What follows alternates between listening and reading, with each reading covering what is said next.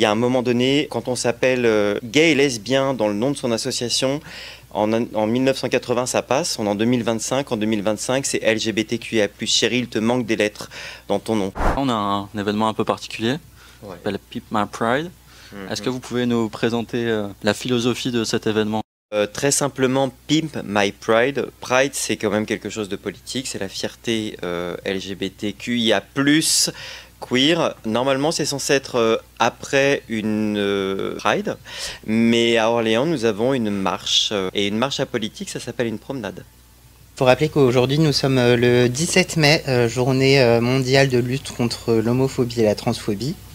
Donc c'est pour ça que la marche a été organisée ce jour-là, quand on est une association LGBTQIA+, qui se bat pour les droits des personnes queer. On ne peut pas dire qu'on est apolitique. En tant que personne queer, personne drague, on est victime de violences en permanence, ce qu'on appelle déjà le stress minoritaire.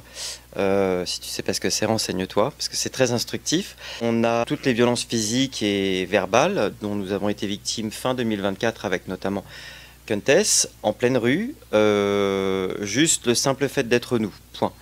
Et dans le monde entier, les personnes LGBTQIA+, subissent des violences, n'ont pas accès à certains droits, c'est hyper révoltant. Et moi, je ne peux pas cautionner qu'aujourd'hui, le 17 mai 2025, on nous dise on fait une marche apolitique en prétendant défendre les droits des personnes queer. Justement, le GAGL n'est pas une association queer. Le terme queer, ça a vraiment une notion revendicative. Et ça, c'est quelque chose que le GAGL refuse. Eux, ils se disent apolitiques justement pour les différentes subventions qu'ils peuvent avoir. Ils veulent pas faire de bruit en fait.